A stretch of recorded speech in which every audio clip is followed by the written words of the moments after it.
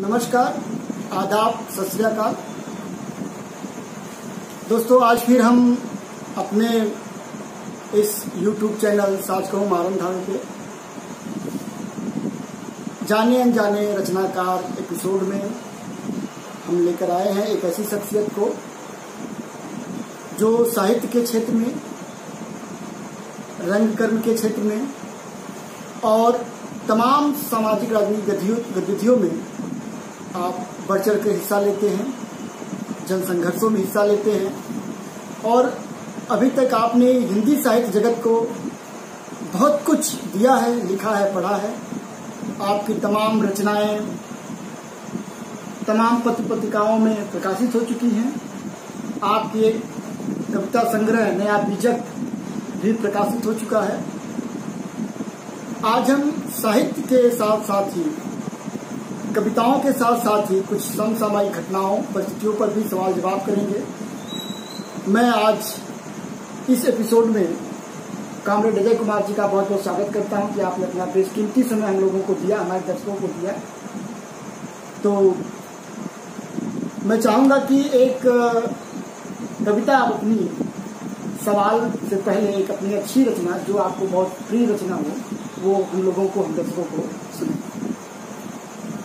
देखिए, कवि को अपनी सब रचना प्रिय होती और ये कहना कि ये रचना बहुत प्रिय है वैसे ही है जैसे कोई पिता कहे कि हमको ये बेटा ज्यादा अच्छा लगता है। मैं अरसे से लिख रहा हूँ, सन 60 के आसपास से गंभीरतापूर्वक लिखना शुरू किया और 70 के दशक में फिर मेरी कविता में परिवर्तन आया। थोड़ा सामाजिकता कविता में पढ़ी तो उसी दौरान की कविता, ये 84 की एक कविता है, सिख दंगे पर। दंगा क्या, उसको नरसंहार करना चाहिए। सिख नरसंहार के बाद ये कविता हुई थी। शीर्षक है जिससे युग युग से भाई का नाता है। फिर लुटा पड़ोसी का घर, उसकी यानी मेरी बहन का सरबस। वो कटे पड़े हैं सर, वो जो जलाया गया सरे बाजार। स्कूटर नहीं, दुकान नहीं, आदमी था। मरने के पहले चीखा था मगर, तड़पा भी था मगर, सदा उसकी रही बेअसर। यही वाकया दोहराया गया गली गली, शहर शहर। और उस बार भी यही हुआ था। वह भी मेरा पड़ोसी था, उसको भी उन्होंने दुश्मन कहा था। मेरा कलेजा चाक किया था, बंगाल और पंजाब को बांट दिया था।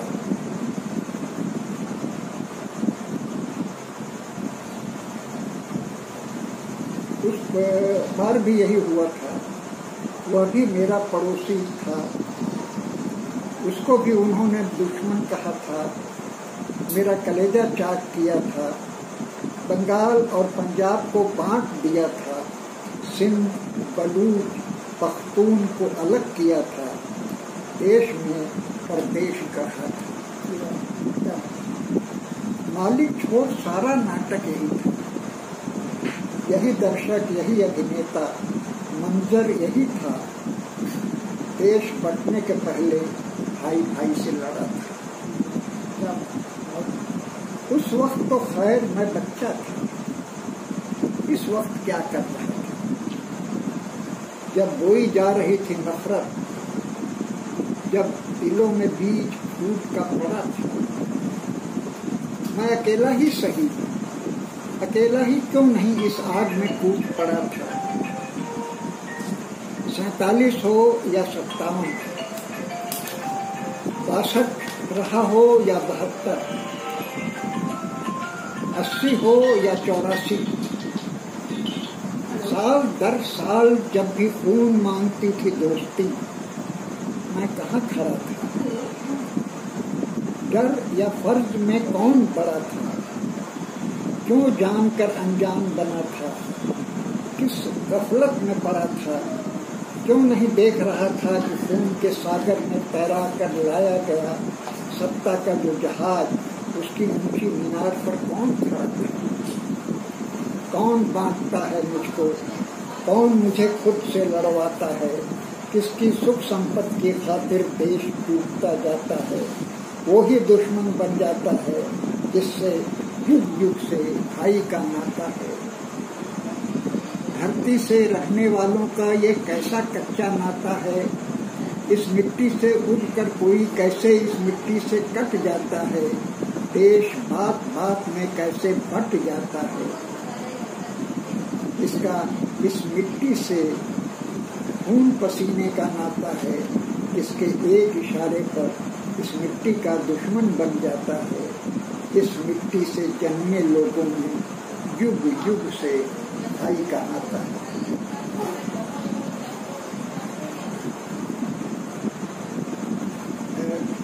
कुछ छोटी छोटी कविताएं जरूर आत्मालाप की 4 कविताएं जरूर हमारे दर्शकों को आप अपनी छौर रचना चाहिए।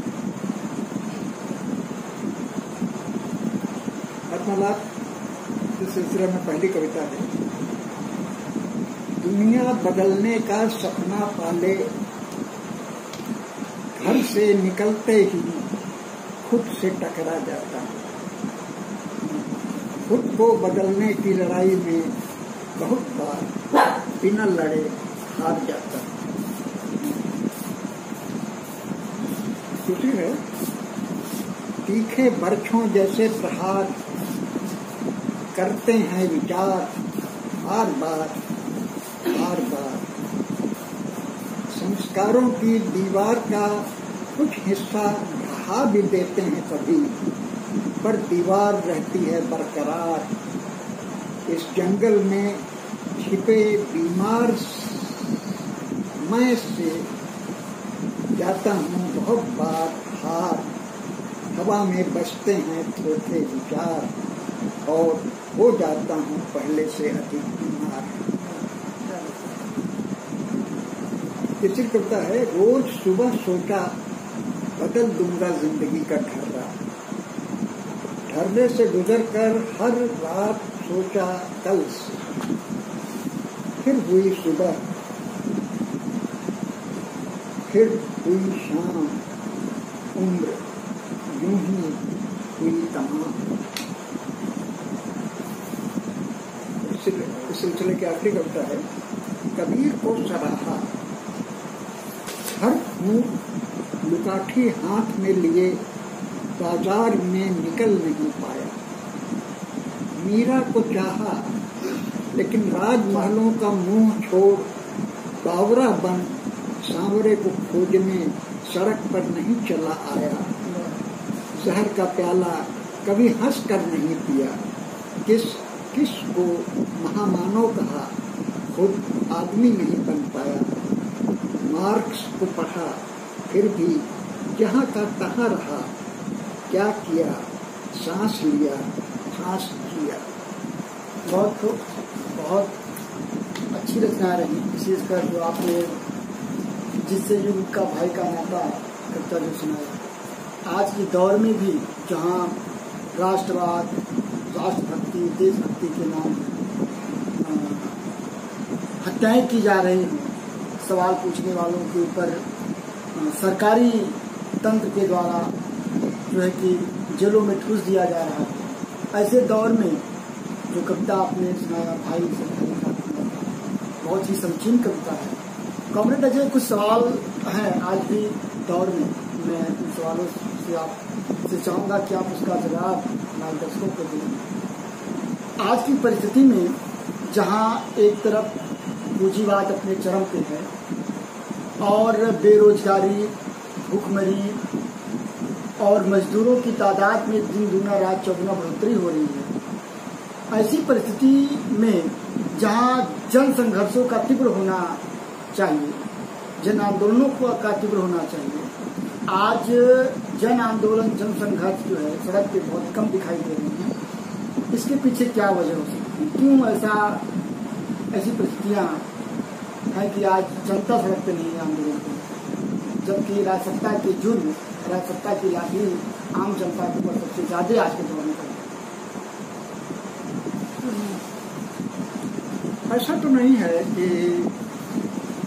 जन आंदोलन नहीं हो रहे हैं। जहाँ दमन होता है वहाँ प्रतिरोध भी होता है, ये बहुत स्वाभाविक है।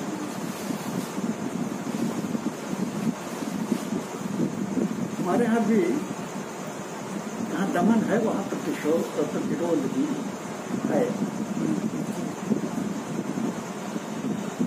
बहुत नहीं दिखता, इसके कई कारण हैं। एक तो ये कि हमारा मीडिया, चाहे वो प्रिंट मीडिया हो, चाहे टीवी वगैरह की दुनिया हो, ये सब कारपोरेट के अधीन हो गए हैं। आज के दौर में तो पूरी तरह से पूरा कारपोरेट ही न्यूज चैनलों को और अखबारों को चला रहा है। इसीलिए हम उनसे परिचित नहीं हो पाते। लेकिन फिर भी आंदोलन तो हो रहे हैं और होते रहते हैं। कुछ देशभक्ति क्या, उसको शॉविनिज्म कहना चाहिए। अंधराष्ट्रवाद को भी खूब फैलाया गया और उसके भी दबाव में हम हैं। लेकिन ये ज्यादा दिन चलता नहीं है। हिटलर ने सब दांव खेले, सब झूठ फरेब के बावजूद मैं समझता हूँ शायद 25 साल भी नहीं रहा। तो हमारी ये व्यवस्था भी ज्यादा दिन रहेगी ऐसी उम्मीद नहीं। फिर भी जो जनता की शक्तियां हैं वो जनता को प्रेरित कर रही हैं और जनता के लिए आवाज उठाती रही हैं।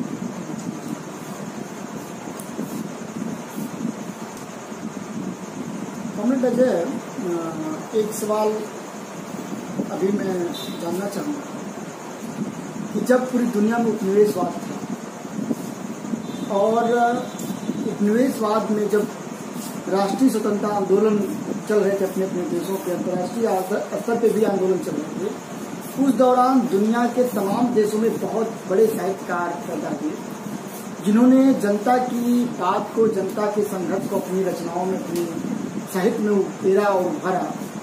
जैसे प्रेमचंद, गोरकी, लूसून जैसे साहित्यकार पैदा हुए। आज के दौर में जबकि पूंजीवाद का दमन अपने चरमोत्कर्ष पे है, आज के दौर में ऐसे साहित्यकार बहुत कम देखने को मिलते हैं। क्या इसके पीछे क्या कारण हो सकता है और आपकी नजर में ऐसा कौन साहित्यकार है जो लूसून और गोरकी और प्रेमचंद के समकक्षी या उस तरह की रचनाएं आज के दौर में लिख रहा है, पढ़ रहा है? देखिए राही जी, आंदोलनों की पूर्व पीठिका में क्रांतियों के ठीक पहले महान साहित्य लिखा जाता और जब ये आंदोलन पूरे हो जाते हैं, उनके परिणाम सामने आ जाते हैं, व्यवस्था बदल जाती है, तो निश्चित रूप से साहित्य कहीं पीछे पड़ जाता है। किसी ने कहा है, हमको याद नहीं आ रहा है किसने कहा, कि कला मानव चेतना का भूकंप मापी है। तो जाहिर है कि भूकंप मापी का काम भूकंप आने से पहले ही होता है। मानव चेतना में जो कंपन होता है उसके पहले अच्छा साहित्य है। और आज भी खूब लिखा जा रहा है, खूब लिखा जा रहा है। औपनिवेशिक दौर से किसी तरह से कम नहीं लिखा जा रहा है। अफ्रीका का साहित्य, दक्षिण दक्षिण अमेरिका का साहित्य और फिर भारत में भी महान साहित्य की रचना हो रही है और होती रहेगी। क्या आपकी नज़र में कोई ऐसा साहित्यकार वर्तमान में है जो अच्छा लिख रहा है, जनता की आवाज़ को लिख रहा है, जनता के दर्द को लिख रहा है? बहुत से लोग हैं, कहाँ तक नाम गिनाना, फिर भी एक दो नाम ऐसे जो आप गोरख पांडे ऐसा नाम है, महेश्वर ऐसा नाम है, हिंदी में। पंजाबी में पाश,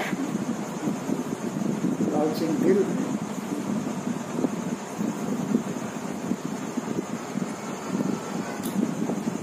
बहुत बढ़िया।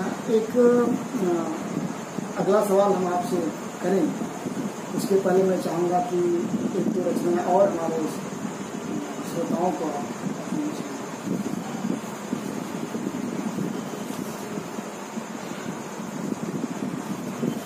एक रचना गरुड़ ताल पर बारिश।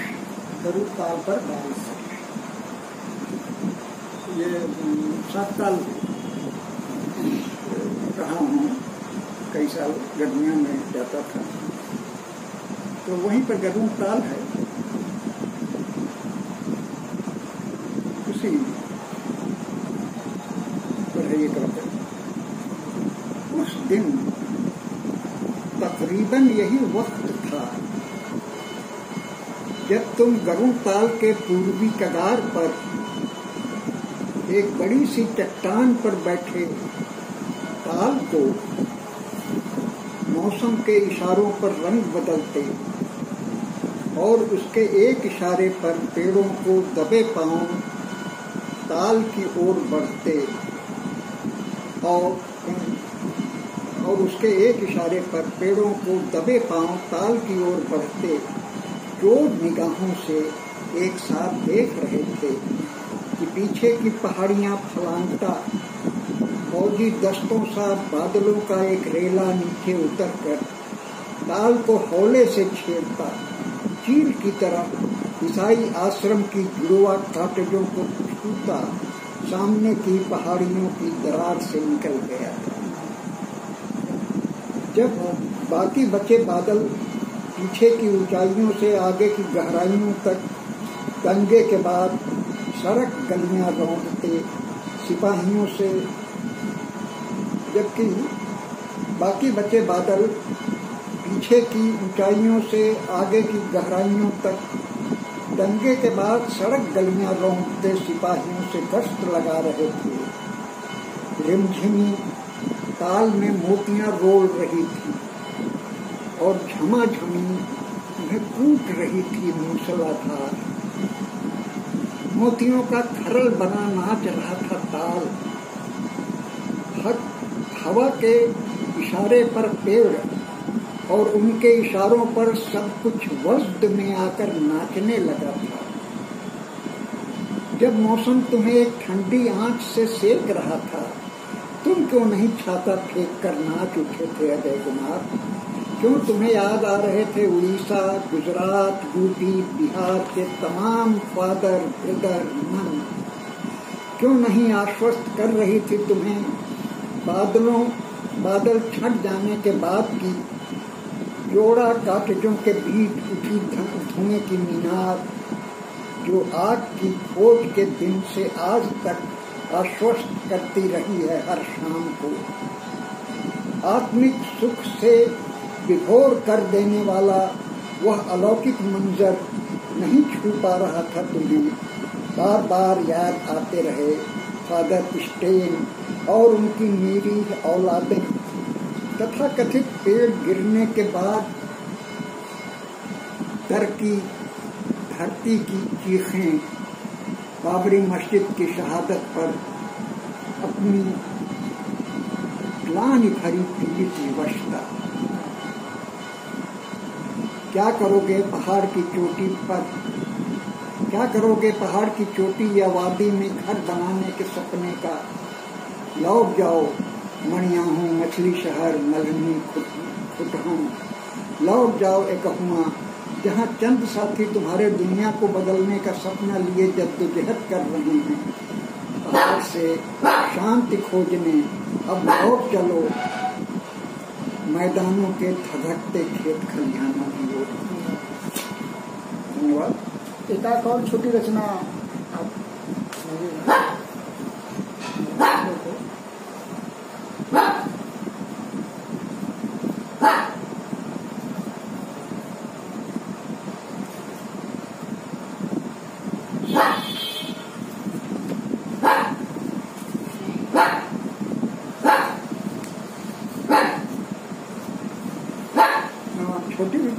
छोटी तो नहीं है, बड़ी भी नहीं। पहाड़ी वहाँ उस ऊंचे पेड़ की सबसे ऊंची टहनी पर खड़ी है वह पहाड़ी, जैसे देवदार की टहनी पर गौरैया, जैसे एवरेस्ट की चोटी पर बछेंद्री भाल। चारे के लिए पत्तियां काटती खचाखच, आसपास की तमाम डालों को हिलाती, खुद भी हिल रही है उस डाल की तरह जिस पर खड़ी है वो। कैसे और किधर से पहुंची होगी इस दुर्गम घाटी में? तमाम झाड़ झंकार, बिच्छू बूटी ही नहीं, काले पहाड़ी बिच्छुओं, जहरीले सांपों के बीच से इस पेड़ तक अपनी गाय के लिए चारा खोजी। पहाड़ की इस ऊंची सड़क पर खड़ा नीचा हो गया हूँ मैं। पहाड़ की इस ऊंची सड़क पर खड़ा नीचा हो गया हूँ मैं। छोटा अनुभव कर रहा हूँ खुद को मैं। याद करता हूँ कल गरुड़ ताल पर दिखी दिल्ली के किसी मल्टीनेशनल कंपनी की उन 2 एग्जीक्यूटिव लड़कियों को। याद करता हूँ कल गरुड़ ताल पर दिखी दिल्ली के किसी मल्टीनेशनल कंपनी की उन 2 एग्जीक्यूटिव लड़कियों को जो कार्लसबर्ग के कैन से बियर की चुस्कियां लेती हुई मजे से कश ले रही थी सिगरेट, कश ले लेकर सिगरेट थमा रही थी एक दूसरे को और बातें कर रही थी ऊंचे उड़ान की, यानी ख्वाब देख रही थी अमेरिका में जॉब लेकर इस एम्पायर स्टेट जैसी किसी इमारत के 100वीं मंजिल के फ्लाइट पर बसने की। डेनिम की जीन और ब्रांडेड टी शर्ट में समा नहीं रही थी उनकी उड़ान। और पहाड़िन अपनी धोती पतलून में जो सिमट कर उसकी कमर और जांघों पर फूली हुई है, चिड़िया सी सिमटी है अपनी ऊंचाइयों में। कितनी हकीकी है उसकी ऊंचाई, जो हवा में टंगी हुई भी जमीन से जुड़ी है। सिर्फ वीकेंड पर हजारों न्यौछावर कर देने वाली उन लड़कियों से कितनी बड़ी है दिल्ली। सिर्फ वीकेंड पर हजारों न्यौछावर कर देने वाली उन लड़कियों से कितनी बड़ी है, हिलती डाल पर भी तंग कर खड़ी है। बहुत बहुत बढ़िया। अजय जी, एक छोटा सा सवाल मैं चाहूँगा अपने दर्शकों से, आप उसका आज पूरी दुनिया में जो कोविड-19 महामारी को लेकर जो परिस्थितियाँ पैदा हुई, इस समस्या को आप किस रूप में देख रहे हैं? पहला। दूसरा ये, क्या सरकार इस समस्या, इस महामारी से निपटने में आपकी नज़र में क्या वो फेल है या पास है? या सरकार किस तरह से वो उसको काम करना चाहिए था इस समस्या से निपटने? देखिए, महामारी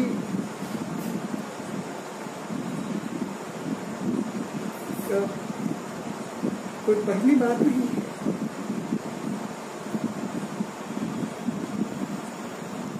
पैंतालीस में मैंने प्लेग देखा था, हालांकि मैं बहुत बड़ा नहीं था, 5 साल का रहा हूँ। लेकिन याद है कैसे घर के घर वीरान हो गए। मेरे पड़ोस में ही एक परिवार में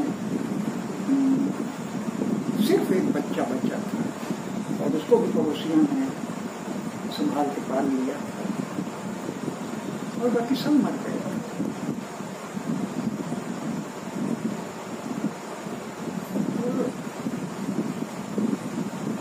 महामारी आती रहती है।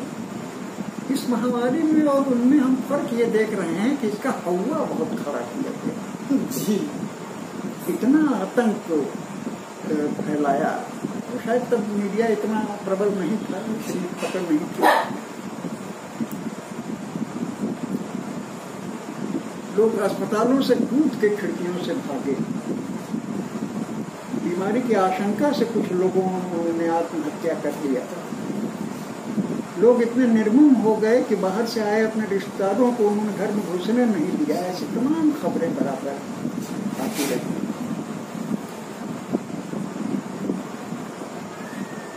तो तमाम देश दुनिया के लड़ रहे हैं इससे। दो सवाल और मेरे दिमाग में आते हैं कि इसका आघात बड़े शहरों पर ज्यादा है, चाहे न्यूयॉर्क हो चाहे बम्बई हो। ये इसके आतंक से ऐसा क्यों है? तो कहीं ऐसा तो नहीं है कि ये इंडस्ट्रियलाइजेशन और ये सब भी इसको बढ़ाने में मददगार रहे हों? और बेशक सरकार कर रही है,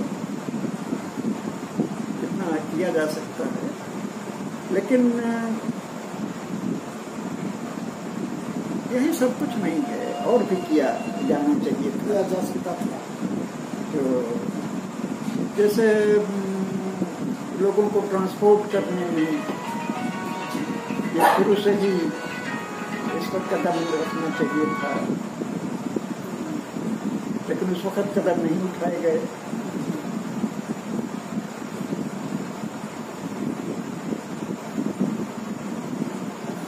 जांच वगैरह का भी काम धीरे धीरे बढ़ रहा है, पहले किया जाना चाहिए था।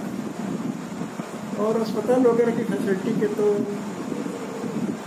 मीडिया में भी आते रहते हैं कि कम है। कुल मिला के संकट है, बड़ा संकट अभी टला नहीं और अभी जल्दी लगता है जल्दी करने वाला है। आप इस पर क्या कहेंगे? जो हमारे माननीय प्रधानमंत्री ने कहा कि आत्मनिर्भर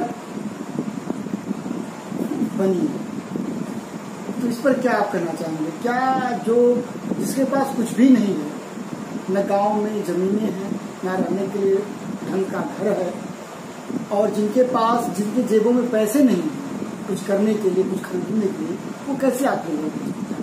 आप इस बात से कितना इत्तेफाक रखते हैं? कितना मतलब आपको लगता है कि प्रधानमंत्री का ये बात सही तौर पे देश के नागरिक उसको फॉलो कर पाएंगे या उसको अपने आप को आत्मनिर्भर बना पाएंगे? देखिए, आजादी के बाद से जितनी सरकारें आई सब झूठ पर फली और बढ़ी। तो सही माने में आत्मनिर्भर बनाने का प्रयास किसी सरकार ने, जो कुछ थोड़ा बहुत था वो भी दिन ब दिन खत्म होता गया। और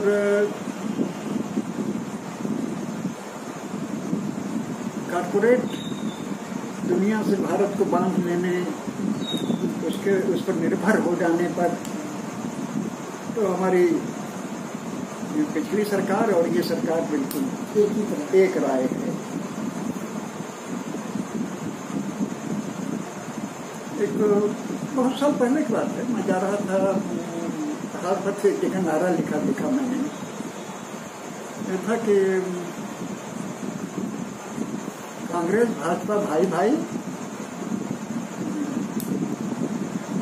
कांग्रेस भाजपा दोनों यार, देश बेचने को तैयार।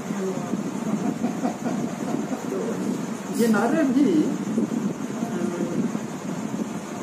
जनता बड़ी कलाकार है, हमसे आपसे अच्छी कवि और आलोचक वो समझती है चीजों को समझती है और अभिव्यक्त भी खूब करती है। तो ये सब देश बेचने को तैयार है। तो चलते चलते मैं चाहूंगा कि हमारे दर्शकों को आप क्या संदेश देना चाहते हैं? मित्रों, हम लोग बहुत अंधकार के युग में जी रहे हैं और इसमें हौसला बनाए रखना कठिन है। बहुत से लोग समझते हैं कि अंधेरा कभी नहीं कटेगा, लेकिन ऐसा कभी नहीं हुआ है। सूरज को उगने से कोई रोक नहीं सकता। इनको हौसला बनाए रखना चाहिए और इसके लिए सतत संघर्ष। और एक बात मैं और कहूँगा कि पढ़ने लिखने का रिवाज कम होता है। बिल्कुल मीडिया, विद्यालयों, यूनिवर्सिटी से भी ये रिवाज हर जगह से तो ये गूगल वगैरह हमको बहुत सहायता देते हैं। और जाहिर है कि हमारे बाद की पीढ़ी, छोटे नौजवानों की पीढ़ी बहुत अधिक समृद्ध है, उसकी जानकारी हमसे बहुत अधिक है।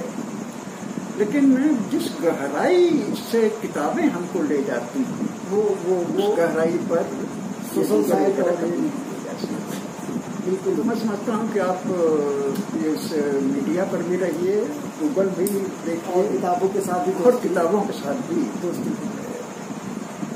बहुत बहुत धन्यवाद आपका धन्यवाद जो आपने हमारे दर्शकों को हमारे चैनल को इतना कीमती समय आपने दिया।